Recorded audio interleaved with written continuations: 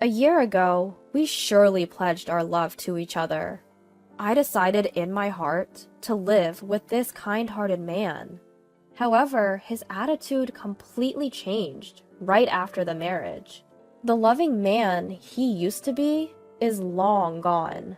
My husband no longer sees me as a woman. Now I'm treated just like a housekeeper. All you need to do is listen to me and stay quiet. That's his catchphrase. I wonder how long this life will continue. At that time, I had no way of knowing that a ray of light would shine on me. My name is Michelle Jenkins. I'm 28. I work as a secretary at my father's company while also being a housewife. The company, once managed by my grandfather, was taken over by my father 2 years ago. Being the daughter of a business owner, I've always been kept at a distance. The men who approach me are mostly after money. Of course, I've never really been in love. At one point, I stopped telling people about my family background. That's when I met the man who would become my husband, a man named David. I had asked my friend who introduced us to keep my status as the boss's daughter a secret. David doesn't gamble or smoke at all. He does drink, but never to excess. He was my ideal man. He would tell me he loved me and that he adored me. I thought I could spend the rest of my life with such a man. However, when I decided to marry David, my father said this: "Michelle, it's fine if you marry him, but could you keep it a secret that you're the boss's daughter?" Dad, how many times have I told you? He's a very good person. He's not after money at all. That may be true, but I don't want you to have a hard time because of that. But if a year passes after you're married and David is still the same, let's talk about the company together. You can apologize for keeping it a secret then. All right, if you're that insistent, Dad, I'll do as you suggest. I agreed reluctantly with my father's proposition. My father knew of my past heartaches with gold-digging men, and as an overprotective parent, he worried I might get hurt again. I decided I could share the truth with David after a year, as per my father's advice, and until then, I would just be an ordinary secretary. And so, under these circumstances, David and I got married. Now, a year after our wedding, I still haven't revealed the truth to him. The reason is simple. He is no longer the kind man he used to be. As soon as we got married, his behavior became cold and distant. He would come home from work, already in a foul mood, and began to nitpick at the dinners I prepared. "Hamburgers for dinner? Again? We're not children. Can't you think of anything else?" "But, David, you used to love my burgers, didn't you? I've made them countless times before." "Don't talk back! You're always short on dishes. Besides the easy dishes, like salad and soup. You should be able to make at least 5 other dishes." 5 dishes? That's a lot. I have work too, you know. I can't manage that much. "What? When I tell you to do something, you do it. I married you, so you should listen to what I say." I'm sorry. The warmth and kindness he used to show were gone, replaced by a coldness as harsh as ice. At the time, I only thought, he must have had a bad day. But his behavior started to get worse. By the time half a year of our marriage had passed, David had become a full-fledged tyrant.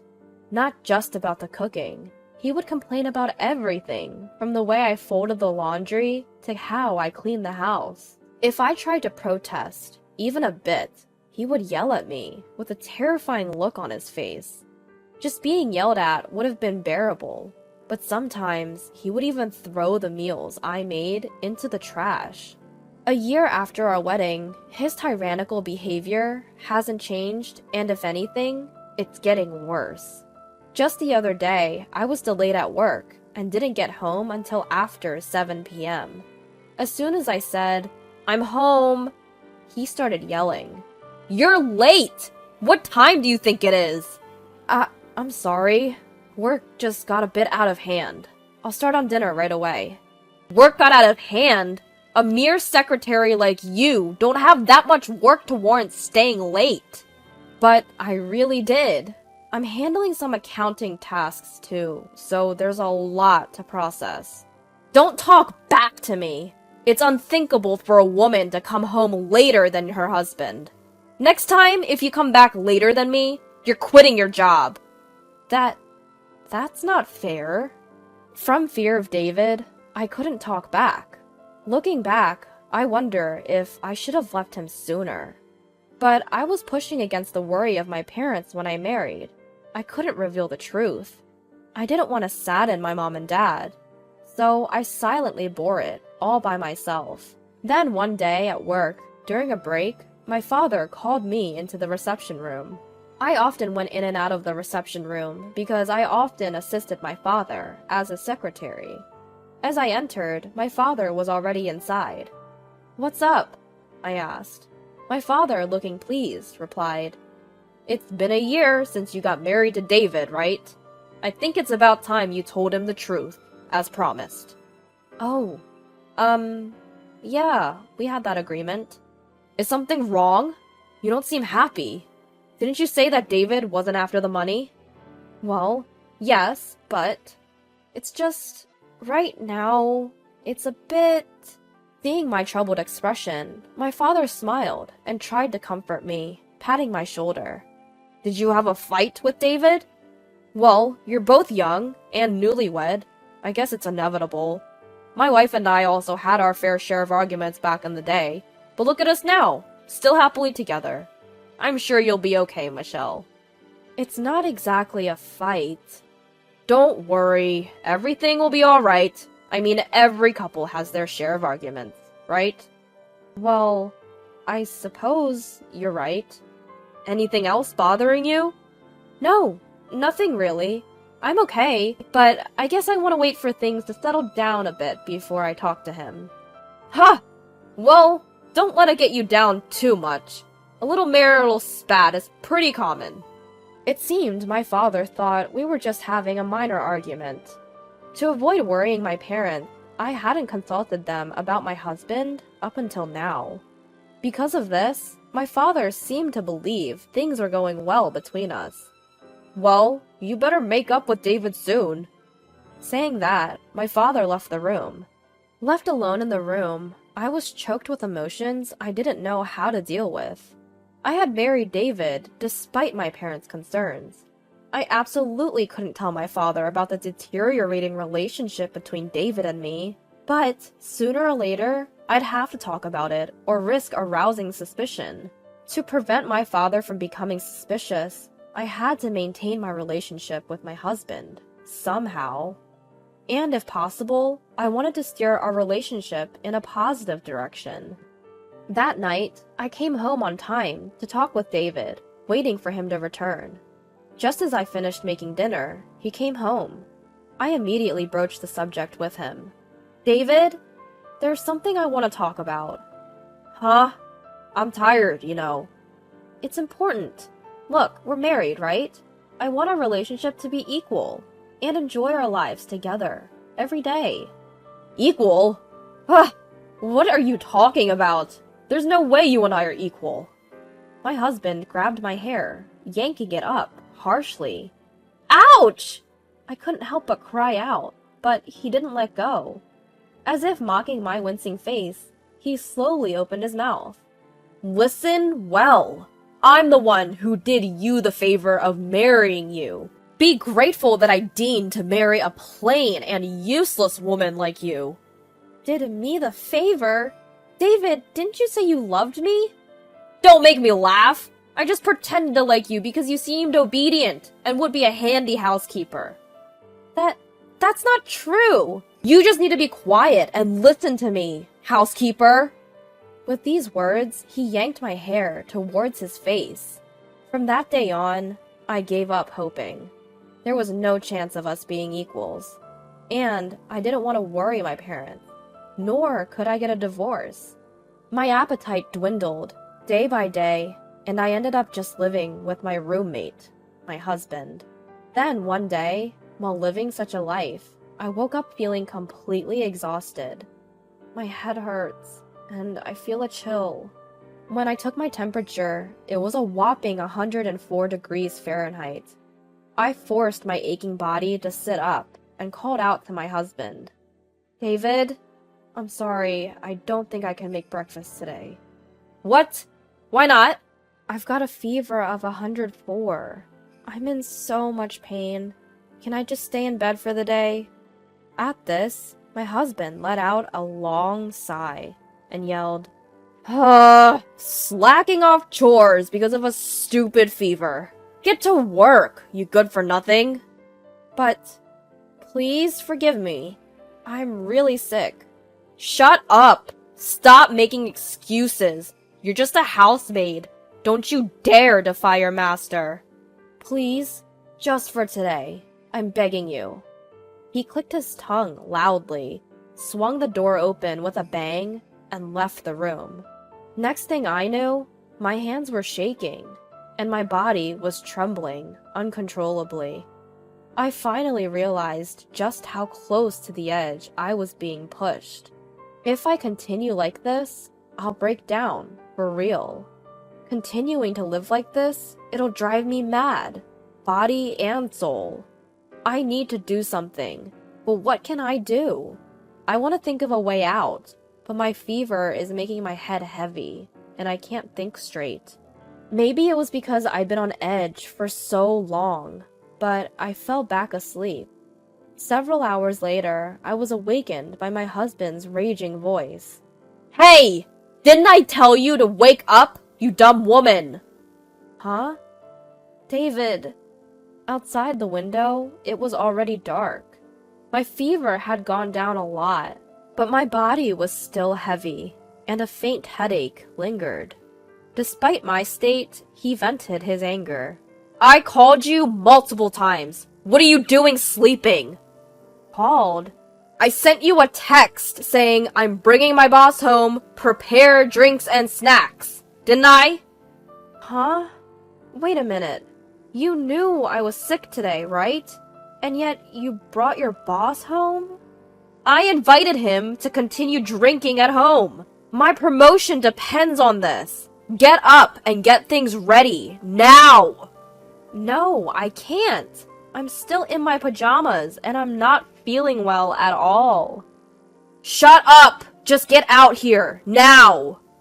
As he yanked me by the arm and forced me to stand in the kitchen, my husband then hurried back to his boss, who was likely waiting at the entrance. Sorry to keep you waiting. Please, come on in. From the entrance, I could hear my husband speaking cheerily. Are you sure this is okay? This late? I'm sure your wife wouldn't appreciate. That's what I've been saying. I don't have a wife, just a housemaid. A housemaid? Sort of like a maid wife, you could say. But please, don't mind. As he said this, my husband led his boss into the living room. I was in my pajamas, without any makeup, so I bowed my head in embarrassment. Nice to meet you. My husband is always telling me about you. I apologize for my appearance. Ah, I'm the section chief, Mr. Smith. I'm sorry for intruding so suddenly. Please, don't mind me. I'll prepare something right away. As I returned to the kitchen, hiding my face, my husband let out a tirade. Hey! Get a move on and make something! You're absolutely useless! I'm sorry. Just wait a little bit longer. Instead of opening your mouth, move your hands! Despite the section chief taking the time to visit, how much more do you need to embarrass yourself before you're satisfied? Huh? I'm sorry. Sorry about this, Mr. Smith. Our maid is really quite useless. The section chief sat quietly, his face slightly contorted. Even as I prepared and brought over the drinks and snacks, my husband kept making snide remarks like, "You're really useless." When my husband went to the bathroom, Section Chief Smith started to speak. Excuse me. There was no way I could ignore him. Although I was flustered, I responded. Yes, is there something you need? You're the daughter of CEO Allen, aren't you? My maiden name was Allen. He was referring to CEO Allen, my father. What? How did you... I had previously visited your father's company regarding a business deal. You served me tea then, didn't you? Wait, you were from that time? I usually attended all interactions with our business partners. Each time I served tea and was introduced as the daughter of Mr. Allen. And Smith, he was one of those people. I was informed that David's workplace had become a client of my father's company, but I had not yet told my father that David was working at Smith's company. While glancing towards the bathroom, Smith continued in a hushed tone. What's up with your husband's behavior? Is he always like this at home? Yes. I can't believe what you've been through. Why haven't you told Mr. Allen? That is... Regardless, we can't let this continue. Leave it to me. Smith, while looking at me straight in the eyes, quickly packed up his things and left. In that moment, I felt as if something that had been restraining me was slowly being untangled. I felt a profound relief, as if I had finally found an ally. On the other hand, when David returned from the bathroom, he was stunned to find that Smith had left. Why didn't you stop him, you good-for-nothing? Despite his shouting, I decided to trust in Smith's words and endure it. Several days later, I was summoned by my father and headed to the company's reception room. Upon entering, I found Smith and a pale-looking David. Why is David here? And Smith, you're here too. I was confused, unable to understand the situation. In the tense atmosphere, my father started speaking with a stern expression. I heard from Smith. You've been treated horribly by David, haven't you? That is... I understand. You're kind-hearted and you wanted to avoid worrying me, didn't you? Dad. Thank you, Smith. Thanks to you, I was able to save my daughter. At my father's words, Smith bowed his head.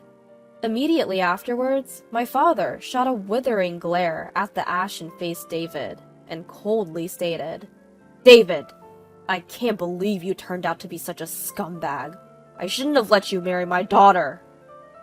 Wait! Please!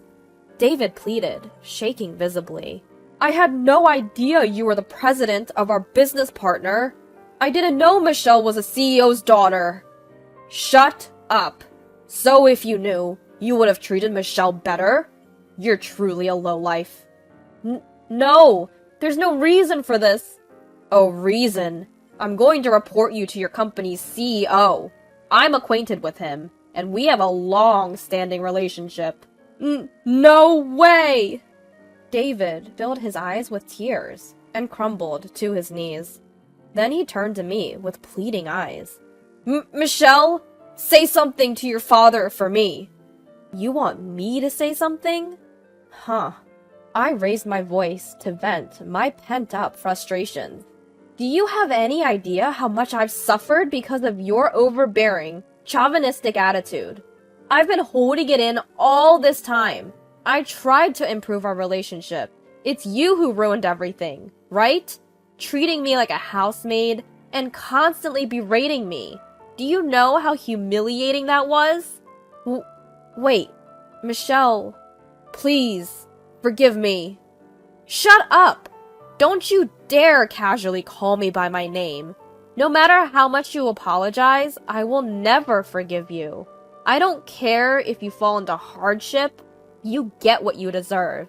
If you understand, never show up in front of me again. Stay out of my life. Forever. At the end of my outburst, David started crying uncontrollably. Smith grabbed his arm, bowed, and left the reception room. Afterwards, David and I got divorced. When my father informed David's company's president about the incident, he lost his job as well. It seemed David had a poor attitude at work and was fired considering these factors. Because he was fired for a valid reason, he didn't get any severance pay. After the divorce, David apparently went back to his parents' house. However, his in-laws already knew about the incident. I heard his father gave him a stern scolding and kicked him out of the house. Now, he seems to be working day and night at a factory where he can live in. He probably doesn't have much of a cushion since he has to make alimony payments to me. On the other hand, after the divorce, I moved back to my parents' house. Now, I've completely recovered and am focusing on my job. Since then, I've been meeting Smith regularly, and we have a good relationship. I'm not considering remarrying yet, but if I do someday, I want someone like him. When that time comes, I hope to build a happy family.